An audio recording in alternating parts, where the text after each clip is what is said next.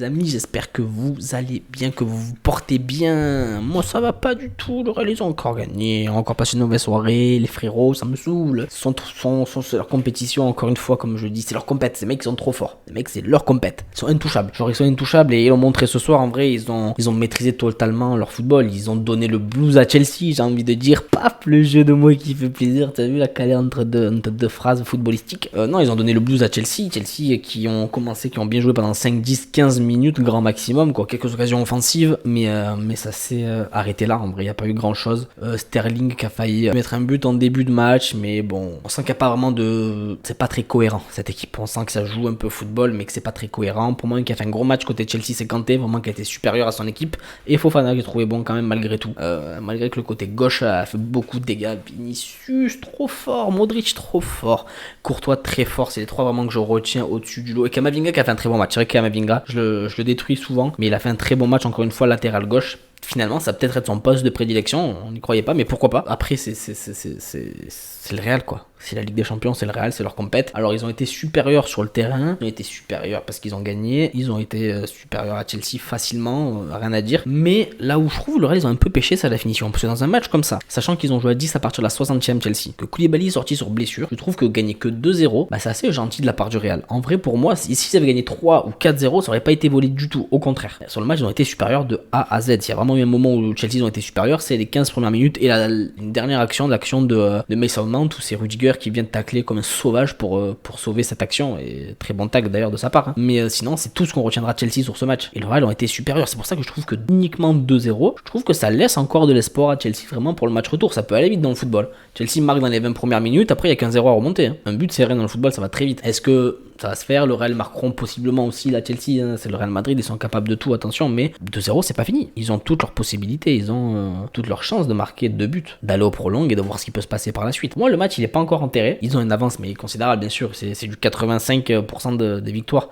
enfin de qualification envers le Real pour ma part, mais pas fini, on sait jamais. Voilà, non, pour moi ça aurait mérité une plus grosse correction que uniquement 2-0, et on voit l'occasion de la frappe de Modric qui passe à rien du tout de la barre, très, très légèrement au-dessus des cages de Kepa, la frappe de Camavinga qui passe aussi pas très loin des cages de Kepa, Rodrigo qui était 2-3 fois dans la surface mais qui n'a pas vraiment eu de solution pour tirer. Rodrigo, je l'ai vraiment trouvé en dessous des autres. Benzema, il met son but, mais pareil, je l'ai pas trouvé fantomatique. Il a beaucoup servi en point d'appui, mais je l'ai pas trouvé transcendant, je l'ai pas trouvé incroyable comparé à Vinicius ou Modric, vraiment, où tu sens que quand ils ont le ballon, le danger peut arriver très très vite. Vinicius, quand il a le ballon, il peut arriver d'une vitesse le danger, mais tu peux même pas t'imaginer. Une accélération, par un dribble, par même une passe. Vinicius, il est pas mauvais au niveau des passes, c'est un bon passeur, je trouve, honnêtement. C'est parfois la finition où il gâche, mais je trouve que c'est un bon passeur. Et je vous dis, s'il avait pas été au Real, c'est possible que qu'il fasse partie de mes joueurs préférés, parce que j'aime énormément ce style de joueur et ce style de jeu. Fait qu'il soit dans un club que je déteste, mais bon, ça c'est pas grave, c'est autre chose à voir.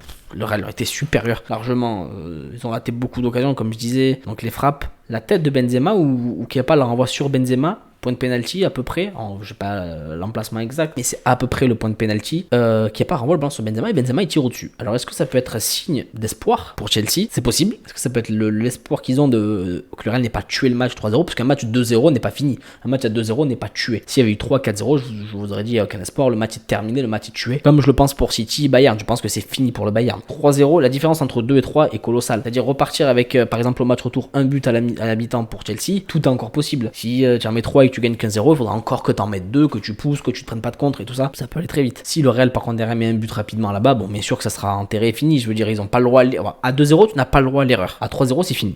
Ouais, la différence elle est là en fait. Parce qu'à 2-0 au retour, t'as pas le droit à l'erreur, à 3-0, tu sais que c'est terminé. Pour moi, après, bien sûr qu'il y a déjà eu des remontades avec plus de buts, on connaît Barça-Paris, Barça-Liverpool, voilà, on connaît tout ça, mais globalement, c'est ce que je me dis, c'est ce qui est plus cohérent, on va dire. En parlant de cohérence, Chelsea n'a aucune cohérence dans le jeu. Ils sont pas du tout cohérents, les mecs, surtout Enzo Fernandez, qui, il faut peut-être lui laisser du temps, c'est vrai, mais ça ne justifie pas que son prix soit aussi élevé, enfin, ça ne justifie pas que ce soit le milieu le plus cher de l'histoire du football. Avec le match qui te pond ce soir, tu es censé avoir autre chose derrière qu'un match comme ça. Je comprends qu'il a besoin de temps, qu'il est jeune et tout, mais ça ne justifie pas son prix. Alors ton prix ne justifie pas son niveau, c'est ce que je veux dire. Ouais, Chelsea a joué 109. Pour moi, Félix n'est pas un vrai neuf, Sterling non plus, donc tu sens qu'il manque à cette équipe quelque chose, un point d'appui, quelque chose où voilà, il pourra tirer des défenseurs dans la surface. Tu sens que c'était léger, même les contre-attaques elles sont pas bien à mener parce que tu as qu'un seul joueur qui peut le faire, c'est vraiment Sterling, et t'as personne d'autre qui est devant. Alors est-ce que c'est aussi une tactique établie parce que t'es pas chez toi? Tu joues la défense pour encaisser le moins de buts et chez toi essayer de faire autre chose? Je sais pas. Est-ce que le carton rouge de Chilwell change beaucoup la physionomie du match? Je pense que oui. Parce que je pense que s'il ne fait pas faute et que Rodrigo marque derrière, t'es à 2-0, mais t'es à 11. Et t'es à 11, t'as une possibilité plus facile pour remarquer un but ou pour tenir ton score. Finalement, il y a quand même eu 2-0 après le carton rouge et ça a été la pression. Ils n'en ont pas pris plus. C'est pour ça que je vous dis que pour moi, le Real, sur ce point-là, ça a été une, entre guillemets, une faiblesse et un manque d'efficacité. Parce que, imaginons que Chelsea fasse un match retour, un bon match retour, ce qui n'est pas impossible, on va pas se mentir, ça va être dur, mais pas impossible. Bah 2-0, c'est remontable. Alors que 3-4-0, on enterre quasiment les chances de qualification. Donc là, il faudrait que 3 buts pour que Chelsea se qualifie, 2 pour aller en prolongue, et après tu sais pas ce qui peut se passer, les pénaux et tout, enfin, les possibilités sont infinies. Le Real a été supérieur en Ligue des Champions, on connaît, ils foirent pas en général ce genre de match, mais je me dis qu'ils vont pas tout gagner à un moment donné, ça passera pas, cette réussite qu'ils ont encore une fois.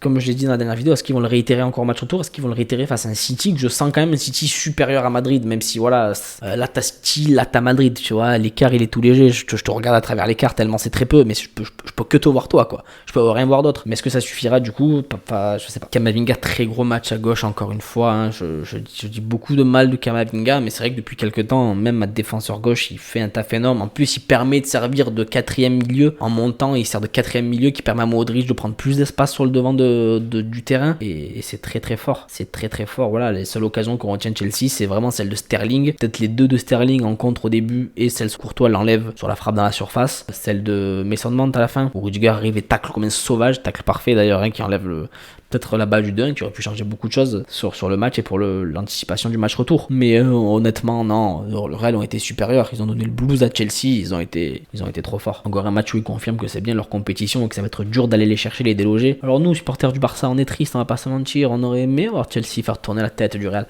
Je pensais qu'elle allait avoir 2-1. Je pensais que Chelsea allait marquer au tout début du match.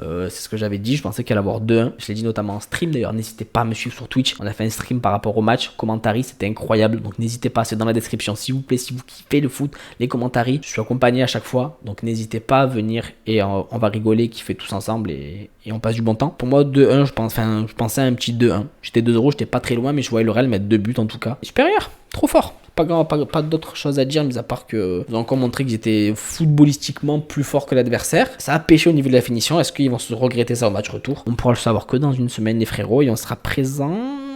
On sera pas présent, je serai pas là la semaine prochaine, je dis n'importe quoi. Je serai sur les réseaux, sur Twitter et tout, je tournerai des vidéos pour qu'elles sortent en avance, mais je pourrais pas faire des vidéos sur les matchs, je ferai peut-être une vidéo globale sur les matchs qui se sont passés, mais je pourrais pas faire des vidéos sur le match du Barça face à Retafe, le match retour du Real, le match retour de City. Il y aura d'autres vidéos, mais ce sera pas celle-ci, donc voilà. Les frérots, j'espère que cette petite vidéo vous aura plu, c'était juste pour dire que le Real a encore gagné, ils ont encore été supérieurs et qu'ils prennent une belle option sur les demi-finales de Ligue des Champions. Déjà les demi, putain c'est incroyable, ça va super vite. J'espère que ça vous a plu. N'hésitez pas à liker le Twitch, le Twitter, qui est la vidéo partagée sur Twitter. C'est là où le réseau il y a le plus de monde. Partagez sur ce que vous pouvez, en vrai, partager à tout le monde. Commentez, je réponds à toutes les questions. J'essaie, en tout cas, normalement, j'ai répondu à tous les commentaires que j'ai eu depuis le début, depuis que je fais des vidéos. Donc c'est cool. Merci d'être autant actif et tout. Ça fait grave plaisir, les refs. Moi, je vous remercie. Je vous dis à très vite pour une prochaine vidéo. Ciao la famille.